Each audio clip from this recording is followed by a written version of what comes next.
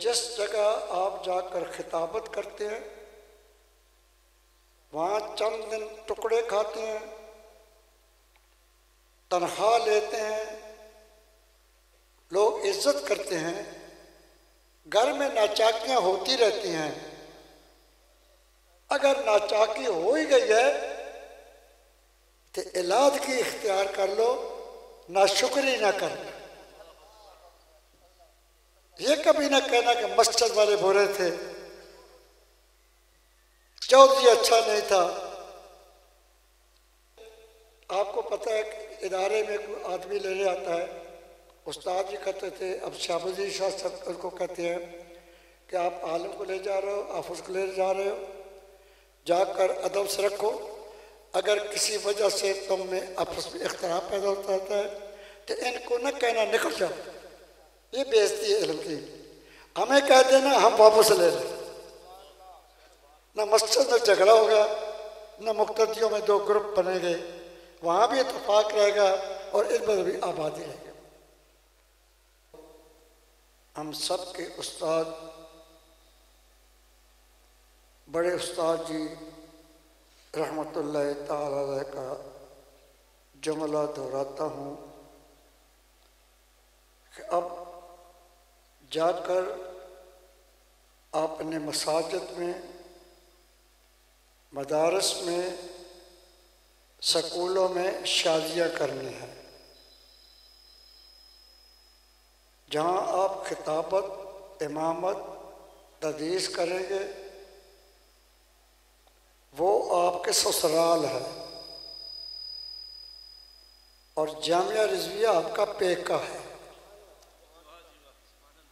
हम चाहते हैं कि आपके मुस्तकबिल आबाद हो, जहाँ रिश्ता करें, आप भी निभा करें, वो भी निभाएं। लेकिन खुदा न खास्ता अगर कहीं निभा नहीं होता तो लड़ाई न लड़ें, अगरों के उजूब न शुमार करें, वापस अपने पेके आ जाए। जामिया रिजविया के दरवाजे आपके लिए खुले। अकबरुल कबायर से, बड़े गुनाहों से एक बड़ा गुनाह यह है कि कोई अपने वालिदैन को लानत दे, अपने बाप पर लानत भेजे, माँ पर लानत भेजे। एक सहाबी ने सरापा अदब होकर कहा, या रसूलल्लाह सल्लल्लाहु अलैहि वसल्लम, ऐसा कौन बदबख्त होगा जो अपने माँ को गाली दे, अपने बाप को लानती कहे। आपने फरमाया वो दूसरे को बाप को बुरा कहेगा तो वो आदमी इसके बाप को गाली देगा, वो उसकी माँ को गाली देगा, उसकी माँ गाली देगा। आपसे गुजारिश है, आप जहाँ भी जाएं किसी दारूम को बुरा ना कहें, सुनियों के किसी आलम को बुरा ना कहें। आप उसको बुरा कहेंगे, वो आपके उस्तादों को बुरा कहेंगे। आप उसको कहें और कैसे मदरसे तुझ पढ़े, तो वो कहे तुझ किससे पढ़े, चाहे वो भी यहाँ पढ़ता रहा हो, इंसान की कमजोरी है। तो मतलब मेरे कहने का है कि हमारी इज्जत तुम्हारे हाथ है, अब संभाल कर रखो। हमारे सर पर इज्जत से सजने दो तो तुम्हारी मर्जी, और अगर इदारे को और हमें गालियाँ खिलानी हैं तो तुम्हारी मर्जी। अल्लाह अब आपको बाअदब रखे। अब जाकर, पहले आप सीखते थे, अब आपने सिखाना है। पहले हासिल करते थे, अब जो हासिल किया है उसको तकसीम करना है। लोग आपकी पैरवी करेंगे, आपका किरदार ठीक होना चाहिए। झूठ बिल्कुल न बोलो, सच नहीं कह सकते चुप रहें, लेकिन झूठ न करें। किसी मस्जिद मदरसे के मामले में बददियानती बिल्कुल न करें, खयानत का शायबा भी ना दें। आप अपने दामन को पाक रखोगे, अल्लाह ताला आपकी इज्जत को बहाल करेगा और आपको भी इज्जतें नसीब करेगा। तो आप अब जाकर दीन की खिदमत करें और खुदा के लिए जब तक इमामत नहीं मिलती नमाजें न छोड़ियो।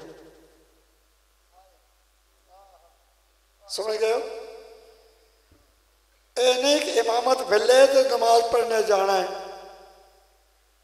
इमामत ना मिले तो मस्जिद ही नहीं बढ़ना। एक गंदे लोगों ना कम में, एक मुनाफिका ना कम में, मोमन का कम में। मोमन को तो मस्जिद से प्यार है, मस्जिद में नमाज पढ़ने जाना है। ऐसा नहीं कि घर जाएं 6 दिन मस्जिद में न जाएं, चले जाएं मस्जिद में आज़ान दें, मस्जिद में झाड़ू दें, मस्जिद की दरी उठाएं। ये वो चीज़ है जो आप लोग पढ़ाते रहे कि मस्जिद की खिदमत करने को ये स्वाब मिला है। कभी कभी आप भी स्वाब कमा लें। लोगों को तो बताएंगे कि मस्जिद की खिदमत करने का इतना अजर है, इतनी फजीलत है, इतना नूर है, तो कभी आप भी कर लें तो आपको नूर मिल जाएगा। तो अगर आपको नूर से प्यार नहीं फिर जो मर्जी करें। मस्जिद में दरियाँ ख़राब हो रही हैं, आप मस्जिद के खतीब हैं, बारिश शुरू हो गई, आपका फर्ज है शरीर के दरियाँ संभाल। ना क्यों आवे ना सदर, मेरा क्या काम है? और सदर की ड्यूटी है, तेरा काम है नबी पाक की गुलामी करना। आपने फरमाया कि मस्जिदों को बनाओ और साफ सुथरा रखो, हर मस्जिद की चीज़ को संभालने के लिए। लेकिन मैं उलमाए कराम कहता हूँ, जहाँ रहा करो वहाँ की दरियाँ भी संभाला करो, वहाँ की चटाइयाँ भी संभाला करो। लोगों के लिए नहीं, अल्लाह तबारक ताला के लिए, उस प्यारे हबीब की रज़ा के लिए।